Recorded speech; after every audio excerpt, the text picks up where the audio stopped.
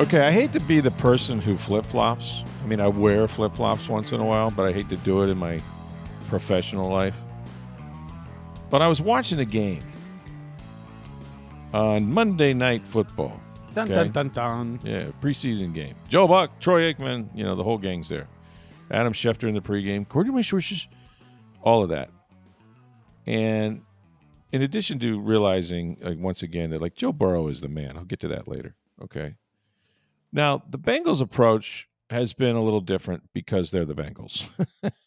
I don't recommend that any team try this at home because remember now, they're the Bengals.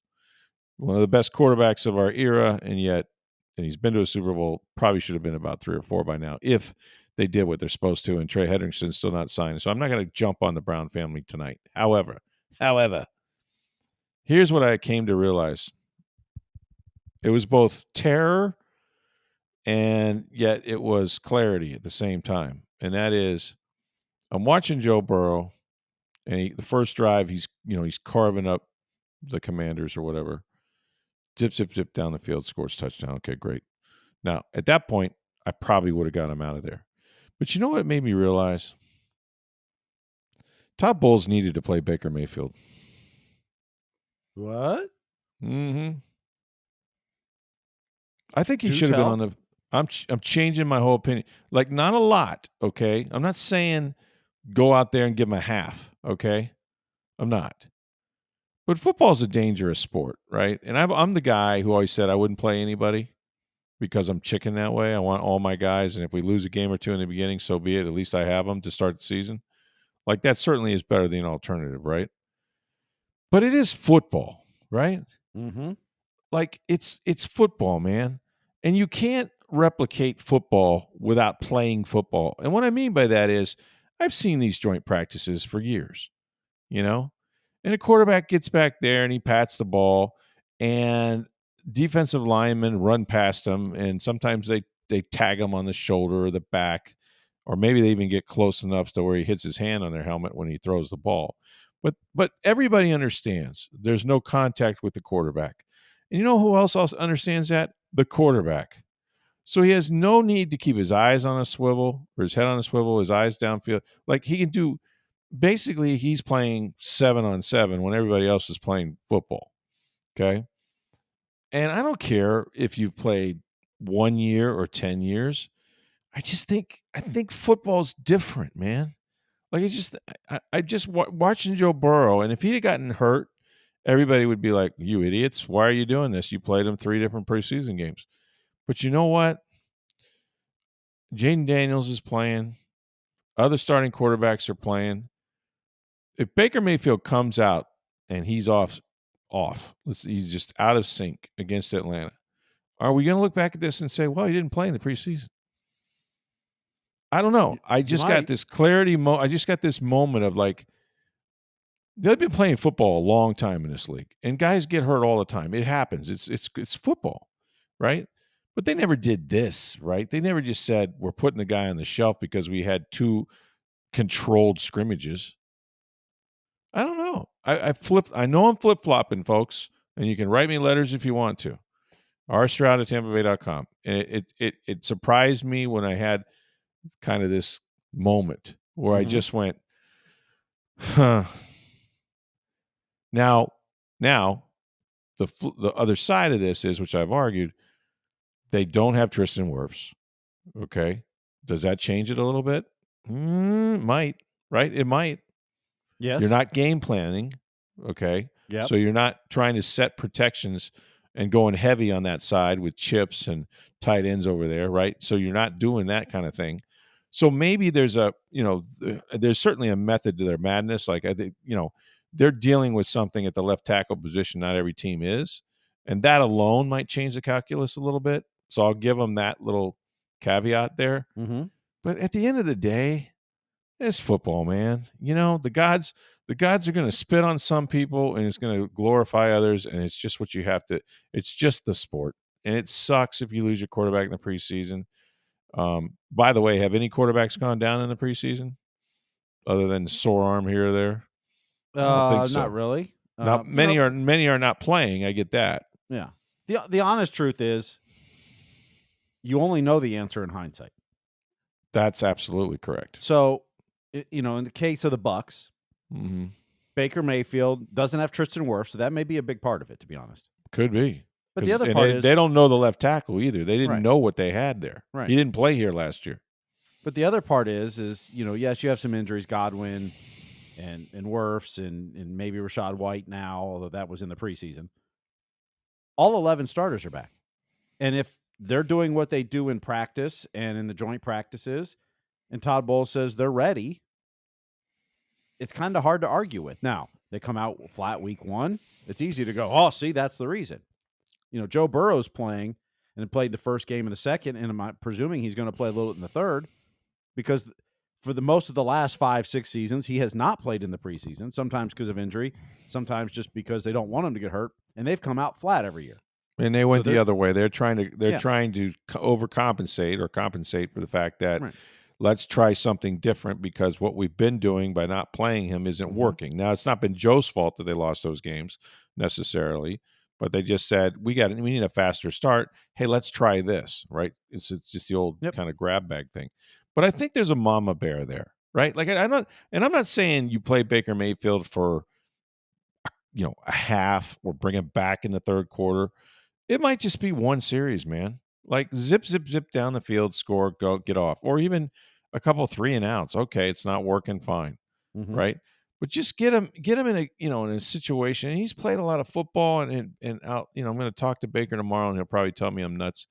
But I was just watching this game, and I was thinking, so and look, the Bengals they don't have it figured out. Like they're not the trendsetter in the National Football League, unless it comes to holding salaries down.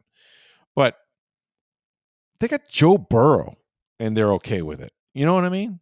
Like Joe's gotten hurt in regular season play the last few years, and it obviously changes their whole dynamic. But I don't know. I just kind of had this moment of, what are we talking about here? It's football, man.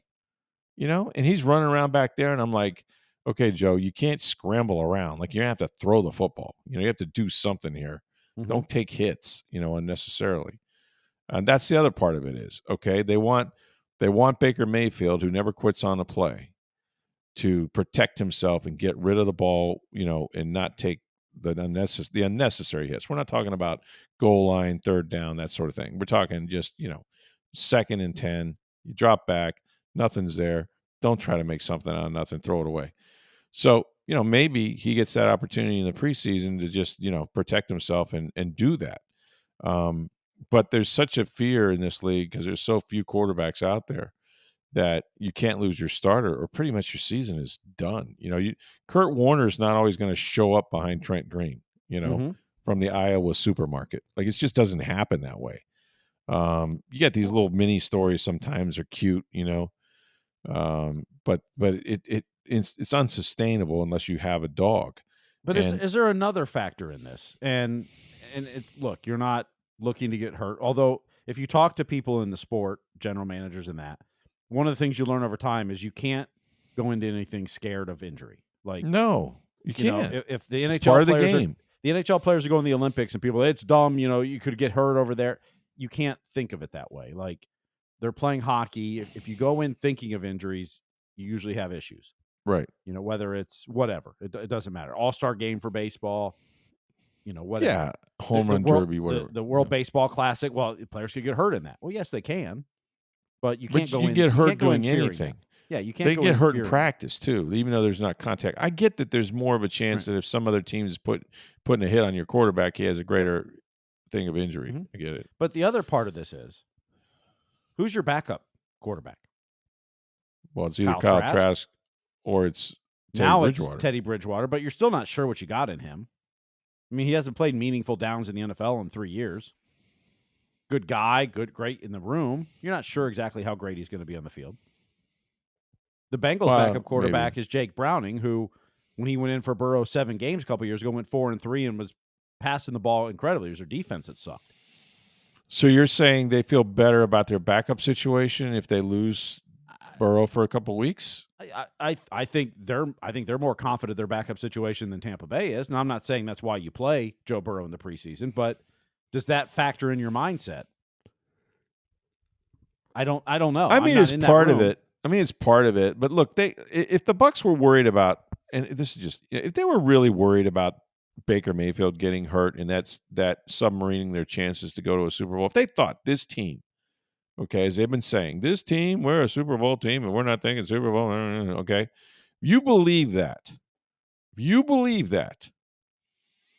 then brother, you got a lot of faith in Kyle Trask having never played, right? Never.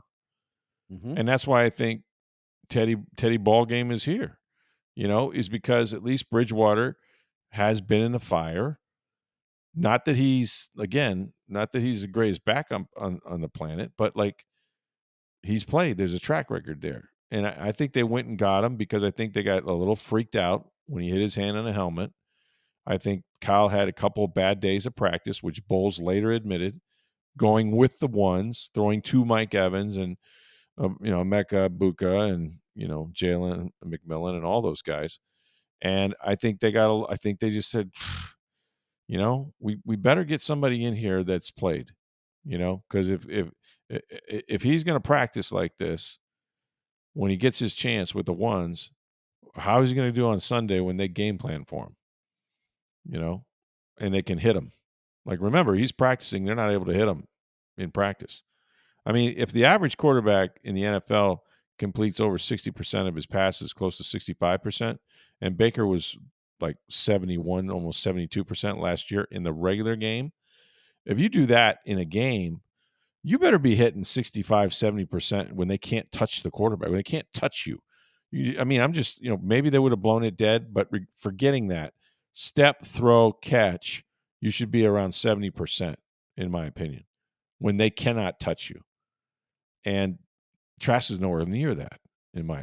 Again, I'm not doing the stats, but I know what I see. So,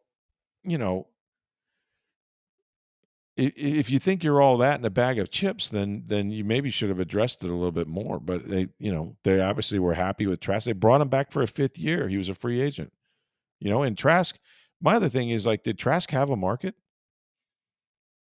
Was there other teams he was choosing from? Don't know, but what other options did they have that was willing to sign here? I don't know. I'd have that's I'd what have you to don't examine know. that one. Well, but just because a player is available didn't mean he wanted to come to Tampa Bay. Yeah. You also low state income tax, beautiful place to live, good schools. Sure, but sometimes the player is better than the one you don't. The coach is better than the one you don't if you're a player. And maybe a backup quarterback goes somewhere else because they know a coach on the staff. Hassan Reddick, it helps that Larry Foote knows him and coached with him before. Right. It helped bring him here. That's maybe not the only reason, but all that stuff factors in, right? Yeah.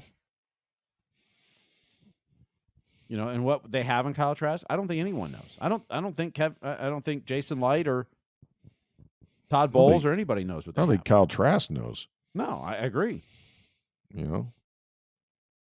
It's just it's a lot to put on him. But I guess going back to my first point is that, and you're right, it'll be the second guess. If they get off to a slow start, well, you didn't play him in the preseason. And if they get off to a hot start, like, oh, by the way, they have the last 2 years, whatever Todd Bowles did, yeah, it worked. They were 3-1 the last 2 years to start the season. Now they hit a terrible lull and couldn't get out of their own way, losing 5 out of 6 and 6 out of 7. But that said, that wasn't because that they weren't ready when the season began. They've been 3-1 2 years in a row. So they're counting on what we've done in the past. Although Baker's always played at least one game since he's been here that I can remember. But the other part of this is whether it's Joe Burrow or Baker Mayfield or Aaron Rodgers, like, these are veterans. So some of it you have to trust what they want too. If Baker says, no, I'm good, you have to Well, he didn't trust say, that too. I don't know that he said that.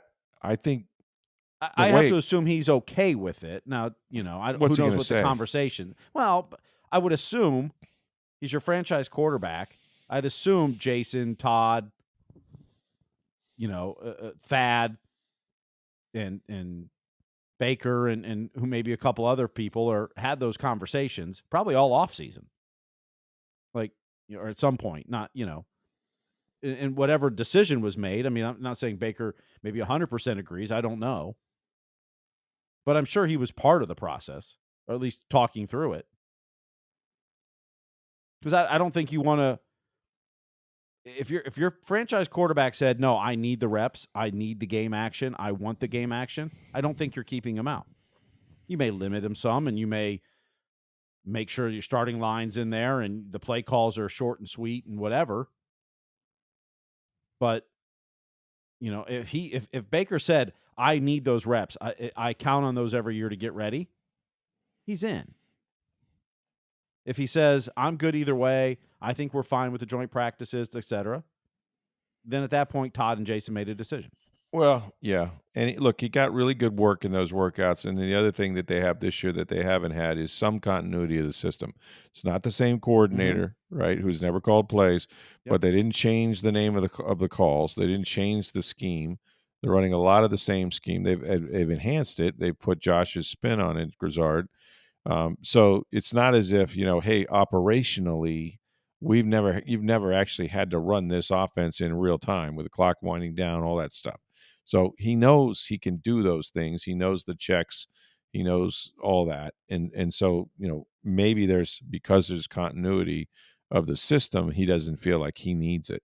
I would imagine that the conversation went like, "Hey, Bake, went back, looked at the tape. Man, you look really good. How'd you feel?" "Oh, I felt great, coach." "Okay, you know what? We're going to hold you out probably the next 2 weeks. You good with that?" "Yeah, whatever you want to do. I mean, you're the boss. I mean, I think I feel pretty good." Like, I don't know that he would push to play, but I also don't know that he would push back if he told him he wasn't playing. Because the coach is trying to do what's best for the team and for him, which is to have your starting quarterback in Atlanta September 8th. But I would think Todd would have an honest conversation with Baker and want his honest input. I mean, He'd ask for I think you go into that.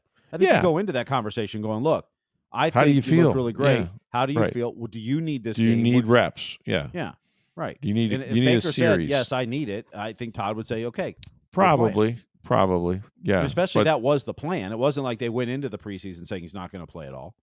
yeah. They had a plan to play him. They changed their mind based on the workouts and Change their mind based on the workouts and how he looked. And I'll say this: if he doesn't it carve may have up been how the offensive line looked too.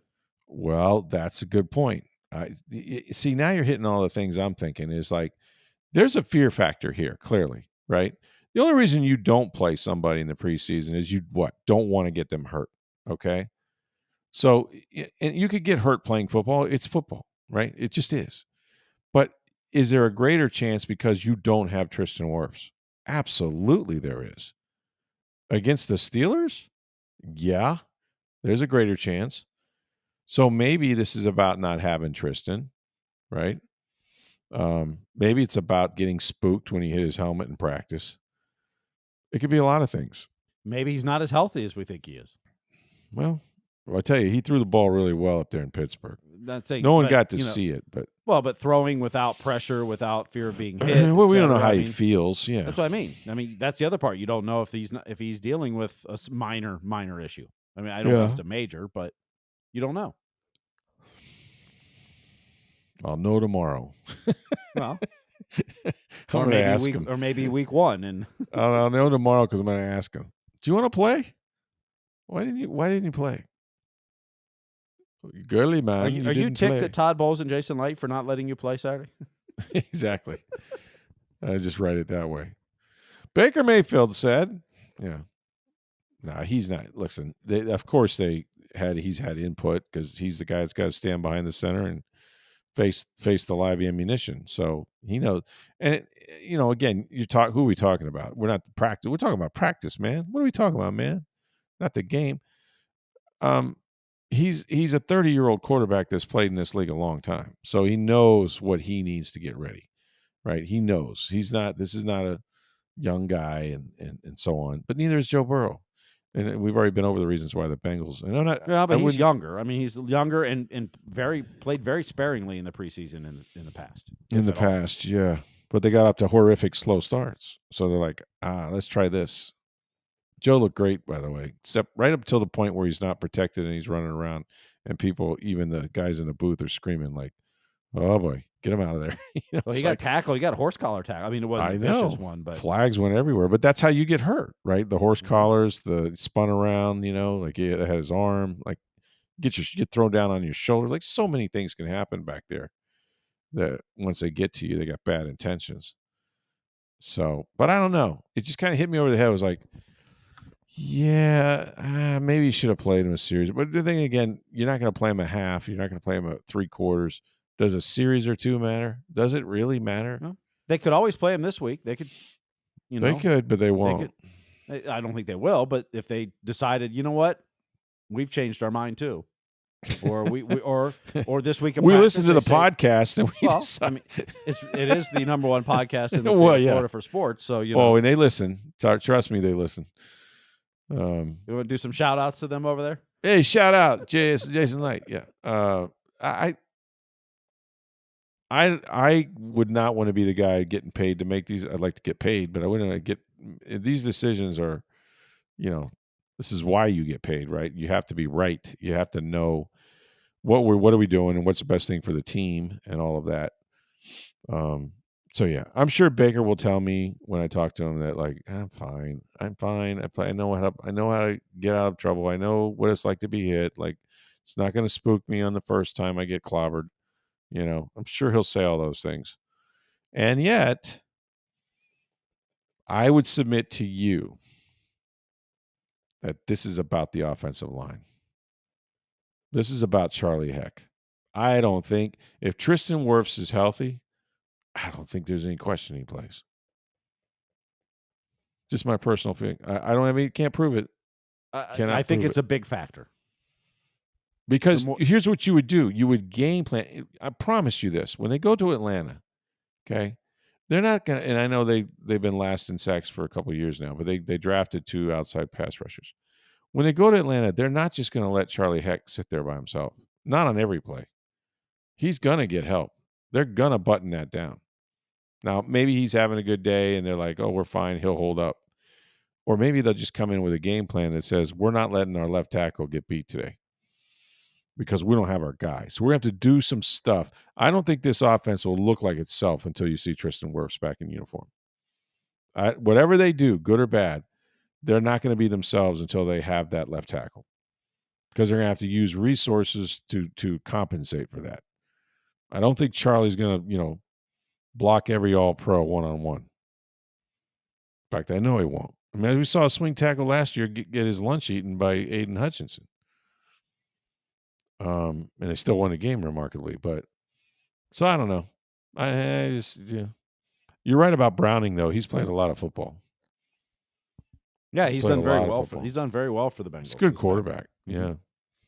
He'd probably start for a third of the teams in the league, I would think.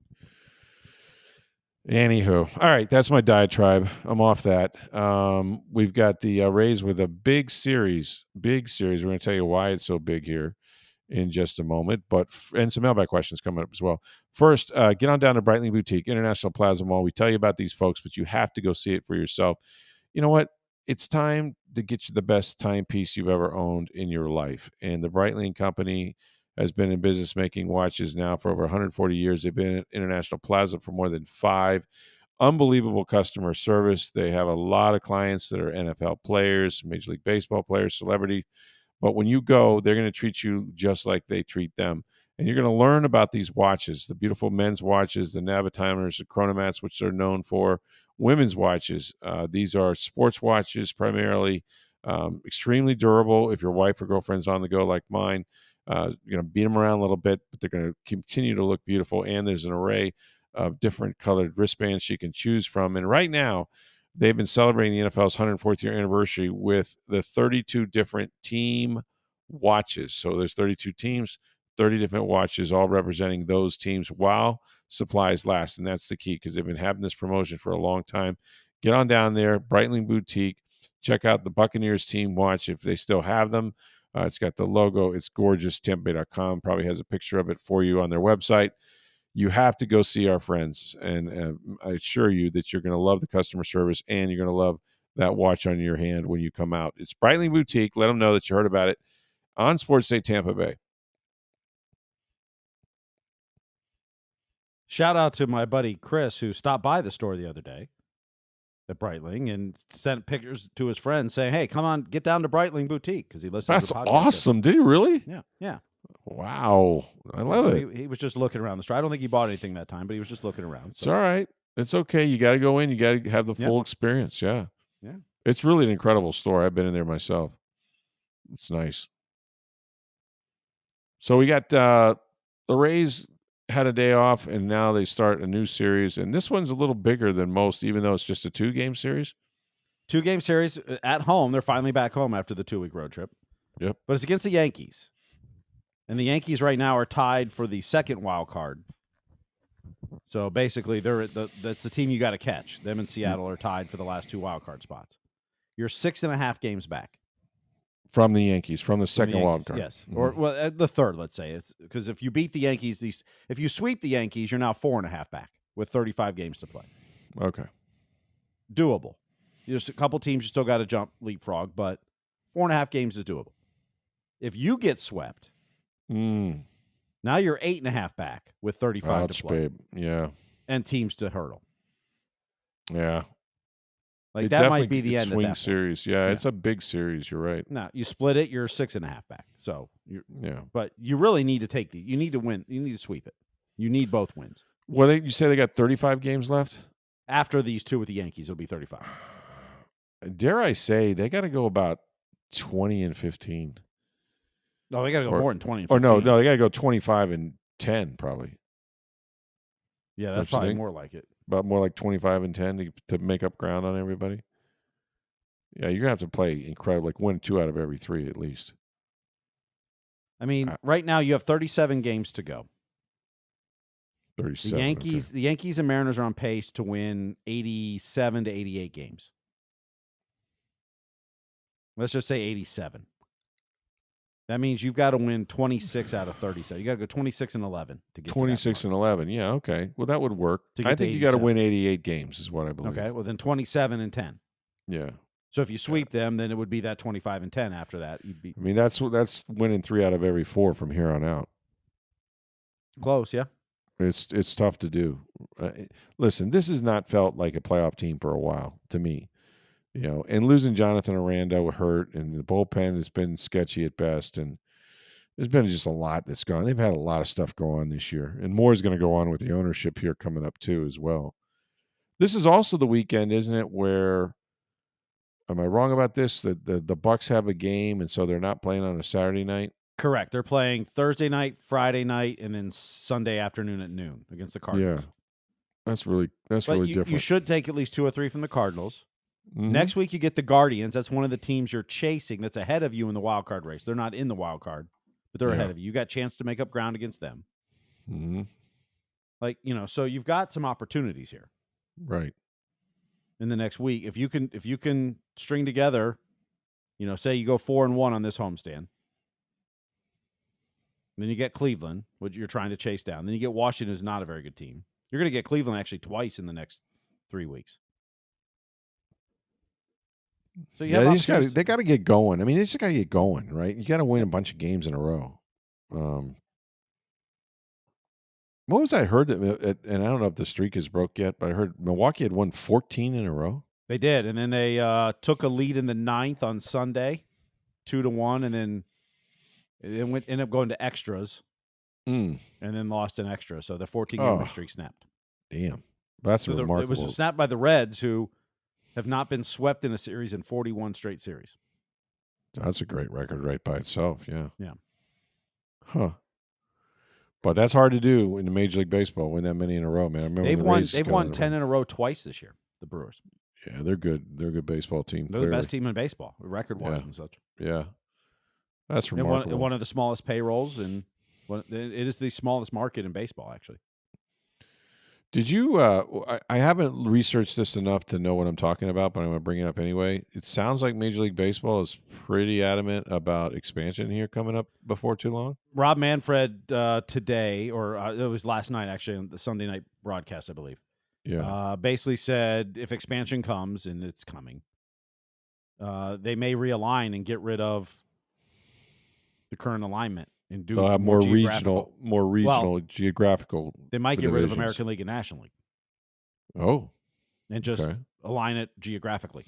I saw where the Rays would be in there with like Miami and Atlanta. So these are, I saw several different projections today, and these are just people guessing. Like Yeah. one had the Rays with the Marlins, the Braves, and the North Carolina team.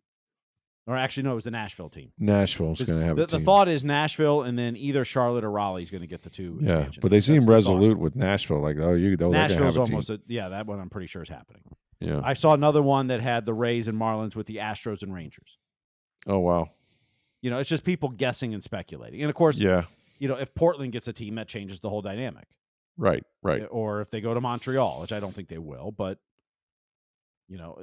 or they go somewhere else. So where are the expansion teams at? But Manfred is basically laying it out there like we may blow the whole thing up. Much like he's kind of doing with the salary cap, much like he's trying to get that through. And no, he's already said he's, leaving the jobs. He's not going to be there forever. Mm-hmm. So he's trying to get a lot accomplished now.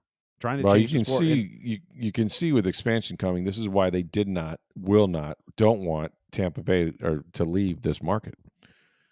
Correct. They don't want to cherry pick their expansion teams. Cities. If Nashville's willing to pay $1.5 billion or $2 billion expansion fees, you don't want a current team to move there and take that away from you. They already lost Vegas. Exactly. With Oakland or the Athletics now. Yep. Yeah. But expansion's coming to baseball. It's just a matter of how quick. Yeah, and I think we're going to see some ownership news with the Rays about the 15th of September. Mm-hmm. So that's something to look forward to as well. It's interesting. Then the as they call it, silly season will begin because new ownership and who knows what happens. Well, change is definitely a constant. Yeah. I mean, I think there generally is more change than what you want or anticipate. If I have new bosses or somebody, well, with me, I've been there forever, but like I've been through a few bosses. But anytime you change ownership, you got to remember they're indebted to a bunch of people in their group, right? Yep. Who all have people that work for them. These are business people. They trust who they trust, whether that's marketing or baseball people or whatever. I mean, the one guy owns a bunch of minor league baseball teams, so he's already in the business of baseball. Yep. Well, actually leads us to a good question from Roberto, who had tweeted us last week. Mm-hmm. He says, should the Rays or new owners consider replacing Kevin Cash? Dave Martinez, an ex-Rays player, is out there. He has a ring. No, he might have a ring, but he doesn't have a job. And I don't know that he's going to get one right away. But my answer would be you only replace him if Kevin Cash feels like he needs to go somewhere. And we saw Joe Madden do this. He had a clause in his contract that if Andrew Friedman left, he could avoid what was left and explore other options. And he did. And good for him. I'm glad he did. He went not for Tampa Bay fans, but he went to the Cubs. He broke 100-something year curse there, won a World Series. What better, first line on the Wikipedia page than that? So it worked out for Joe Madden. The question to me will only be this one. What does Kevin Cash want to do? Because I cannot fathom that even a new ownership group would say, we would love to have our own manager. I think they're going to say, what do we do to keep this guy? He'll have a job in 10 minutes. So that's not in question. But if you're not sure who you're working for or not sure that's going to work, who you're working for, or you just want to change, this is the perfect time for him to make one, And what if Kevin Cash, as Joe Madden was, is fatigued, right, with the lack of spending? Like, what are the plans here? Are you going to spend money? Are you going to go? Are you going to compete for big, frontline free agents, or are we going to be that $100 million a year payroll guy, guy that really is nothing going to change on the player acquisition front? I mean, I would think that Kevin Cash can be damn interested in his answers when he asks those questions of the new ownership group. And if he didn't get the right ones, I think Kevin's confident enough to know that, I could go somewhere where they do spend money that has a major market that, maybe the Yankees. I don't know how Booney's doing, but, well, it depends. If you ask the fans, he should have been fired years ago, but exactly. Hal Steinbrenner is not like George. He is much more loyal. He is definitely loyal to a fault, perhaps, but Kevin Cash could see this as an opportunity. He could. Right? But the other part is, would you replace Kevin Cash? And here's what I would say. What has Kevin Cash done, particularly the last 2 seasons, because they haven't made the playoffs, or assuming they don't make the playoffs this year, that you think was so poor as a manager, someone else would be different?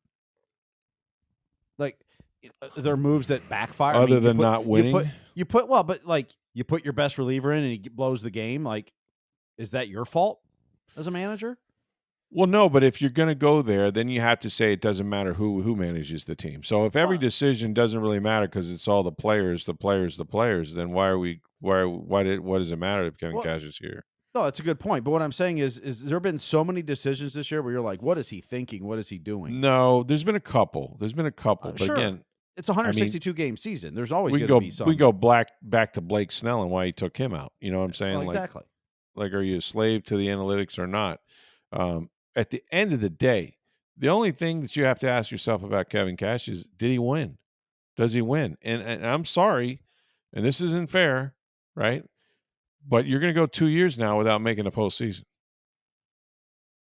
Very good chance of it. Mm-hmm. So how are we doing if we're the manager? Because I hire you to win. I don't hire you to not make the playoffs. And it's all. I mean, he hasn't gotten a hit in the 10 years he's been here or whatever it's been. He has not thrown a ball that I know of. But he got credit for all the winning. But you also say, tell me the circumstances. He hasn't had his ace pitcher for 2 years. I know. And yet, no one cares. I don't say no one cares, but the fans don't care. They don't care. No, you're right. They don't care that you have the smallest payroll or that you compete in the AL East where they have the most amount of money. They don't care. What are your results? And Tampa fans are spoiled. They're Rays fans in particular are absolutely destroyed. They're spoiled. They don't understand that what has occurred here, and I would say that with all the teams, is not the norm. They're living in the golden age of Tampa sports. They just are. I always say when you look at a coaching change, I think there's a couple factors you have to look at. One, has the coach lost the room, the team? Agreed. That's the biggest thing. That's the number one thing. If that's happened, you got to make a change. That's the number one thing. And that's the one where in the middle of the season you make the change, whatever, Yeah. If that's lost. But another big factor, and people forget this a lot of times, is who you're replacing them with. See, I don't buy that. That's the faultiest argument I've ever heard in my life. I'm not saying it's the only thing. I don't even think it matters. I don't. Like, can we find somebody better? Is the weakest argument to not do something. Because here's the thing. Who the hell was Joe Madden when they hired him? Who the hell was Kevin Cash when they hired him? There's always somebody out there. There's always somebody in baseball that can do a good job. Your job is to find him, let him make his mistakes, develop him, support him, and see what he can do. You're in the talent procurement business, whether it's managers, players, whatever. Yep. I've always hated that argument. Well, who's better than him? Who would you get? There's always somebody, and I might not know his name. I mean, he might not be managing right now. Maybe he's a player. I don't know. But it's your job to have that list and find out who those people are. Just the same way the Rays got a lifetime, guy with the Anaheim Angels called Joe Madden. Yeah. And he never got a chance. But sometimes, and this is where the part of that, have they lost the room? Have they, is their message stale? Is it not resonating? Mm-hmm. Sometimes patience pays off.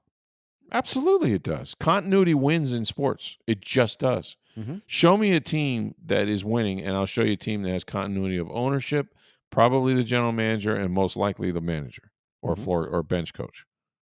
Whether it's baseball, football, you name it. It's just the way it works. Yep. Certainly that's the case in football. I mean, all they do in football is change the coach, change the quarterback, change the coach, change the quarterback. They do it all sports. They wonder why. Yeah, it's pretty much that way. You're always chasing it. I mean, I laugh that Marty St. Louis in hockey was hired by the Canadians. I believe it was February of 22. He was like an interim coach at the time, right? Yeah, February of 22, he was hired. Mm-hmm. I think he's the 5th most tenured coach in hockey. That's insane. In 4 years, that's it? Yeah. Jeez. Fifth most tenured. Maybe 4th by now. Who knows? That's insane. And you wonder why teams don't win. I mean, John Cooper hasn't made the playoffs the last 3 years. Or hasn't made out of the first round the last 3 years. Is it time to change his job? Somebody might decide it is. There are some that think it is. Yeah. I mean, at the end of the day, you're not going to fire all the players. They used to say, you're not going to fire all the players. Much easier to fire you. Yeah. And they used to. It's possible a coaching change for the Lightning could result in a better team. Who knows? You much like, do you play your quarterback in the preseason or not? I mean, hindsight will tell you the correct answer. Well, you are what your record. That's one thing Parcells I agreed about. Parcells always said, you are what your record tells you are. Mm-hmm. That you don't have to say you're this or that. The NFL will tell you who you are. Look at the record. Look at the titles. Look at the playoffs. That'll tell you who you are. And they fired a lot better coaches than some of the ones we're talking about. And the Glazers have done it. Was it Raheem Morris's fault? He went 10-6 his second season, 3-13 his first, and then the last year he lost 10 in a row because they refused to spend a dime on free agents for 2 years, except for a punter. Is that Raheem's doing? No, but then they went and fired him and brought in Schiano and fired him and brought in Lovey, fired him and brought in Dirk Cutter, fired him. And right, and when you do that, you set your program back. You change quarterbacks each time. So, but the reverse of that is, well, they care about winning. They want to win. And how do you blame an ownership group for not wanting to try stuff? Well, I'm not saying you blame them. I think too often back in that whole run of coaches, it was always like, whatever type of coach we don't have, we're going for the opposite. You always get the opposite. Instead of finding the best coach. That's right. Inexperienced. Okay, Raheem Morris. Inexperienced, young, maybe a little more too much of a player's coach. His team was undisciplined. So who do we get next? Well, they tried to get Chip Kelly. Well, they did. And I think they fell in love with a college candidate, so let's stay in college instead. A college candidate with a great offense, right? That could help their young quarterback, Josh Freeman. Right, that was the plan, and then he left them in the middle of the night and started to stay at Oregon back when you had actual signing day. That was important the next day. But it kind of felt like they were like, well, we like the college guy, let's go find another college guy. No, well, that's how they did it, but it's not exactly how it happened. How it happened was Schiano was actually interviewing for the Rams job. Right, the Bucs wanted Jeff Fisher. A lot of people did at that time, if you can believe that. Jeff August 7-9, baby, 7-9, July 9th, yeah. But. And Steckel's told me this, or Schiano's told me the story where he was, in the Rams owner's house when I had to take this phone call, and he knew who it was. It was Fisher, and he said he told one of the assistants, "Hey, just drive me to the airport." Like he knew it was over. But then they had Raheem, young, black, inexperienced, little undisciplined team. What they do? They went and got the 8th grade middle school teacher. Tough guy, barreled chest, toes on the line, blowing the whistle, all that, right? Who, by the way, had been a head coach before, just not in the NFL. But his teams were going to be disciplined, boy. They were going to be tough. They weren't going to make mistakes. And then what just happened? Just watch those tapes at Rutgers. He'll show you. Yeah, you're not watching Rutgers tapes, Tom Coughlin. And then when that didn't work out, they're like, this guy's crazy, He didn't know what he's doing. We can't get another college coach. We need a guy that knows what it's like to win in the NFL. We need a guy that remembers what it was like to win in Tampa. Let's go get Lovie Smith. Yay! Rick, don't go leading the charge. So get Lovie Smith. Doesn't work out. And you just keep going through these different maturations. Of course, after Lovie, they were trying to save the quarterback. That's why Dirk Cutter stuck around. Then when Cutter didn't work, Bruce Arians came aboard, and the rest is history. Well, and the Glazers got rewarded for being patient with Jason Light. 6 years, no playoffs. You could have easily walked away from him. God, you think? I mean, I don't know. I haven't done the research, but suffice to say, not many GMs are walking around with their jobs at the same organization that they did not make the postseason for 6 straight years. You don't get a 7th season, And had a number 1 quarterback that didn't work out. And had a guy that he drafted 1 overall and for 5 years never got it done. Whether it was your fault, his fault, whatever. And they felt for all the world, the entire organization, we got to give Jameis every single opportunity to try to make this work. They were going to make that, the crazy couple that have no business being together, but boy, they're going to waste 20 years trying to make it work. And they get divorced, and everybody says, the hell didn't you do that like 12 years ago or 15 years ago? Everybody knew you were a terrible match, you know? We're going to make it work. So, yeah, I just think you just got to cut bait there. But they were wedded to him for 5 years. And, talk about Jason not winning. He just felt, as an organization, they felt like, we got to see if we can get this to work. We took him number 1 overall. And then when it didn't. And then, they got Tom Brady and everything's cool.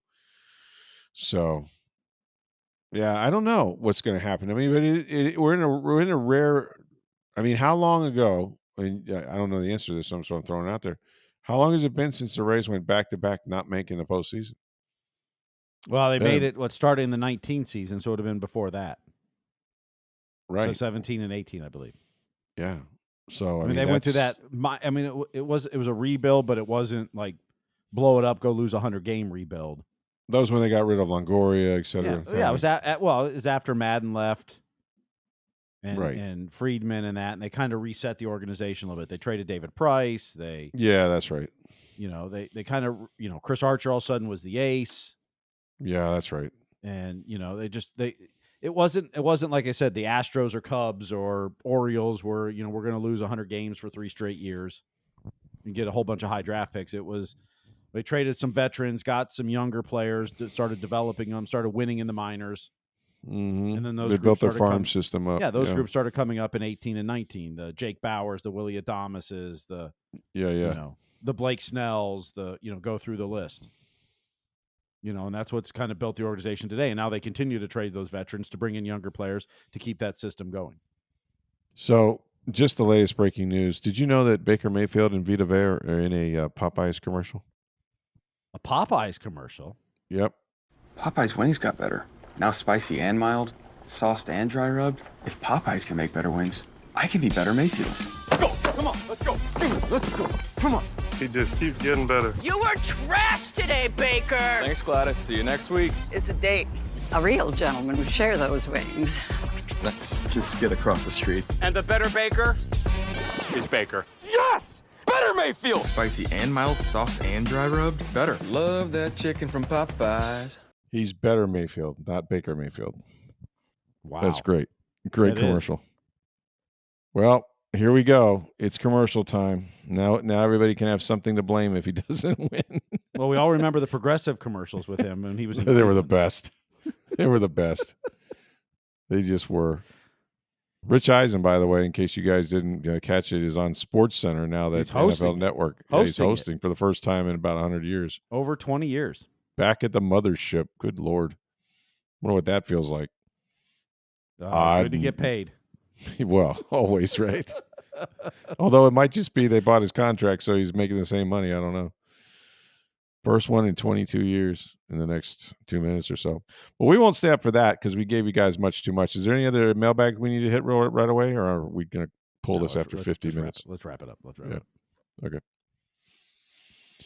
All right. So, again, the Rays begin their series with the New York Yankees, and that'll be an important one, as we mentioned before. The Bucs are back at practice 8:30 in the morning. I got to get up early again and go through the practices. I guess it'll be today, Wednesday, Thursday. No practice availability on Friday. And, of course, they play Saturday, final preseason game against the Buffalo Bills. Nobody circles the wagons like the Buffalo Bills, who they play in the regular season, albeit in Buffalo. So it's kind of an oddity that you would play a team that you're playing. But it's an AFC team, and I'm sure no one's going to play, so it doesn't really matter. No joint practice with the Bills, however, just the game. So we'll be back to talk about all of that. Go see our friends, Breitling Boutique, International Plaza Mall. Let them take care of you with the greatest watch you will ever own.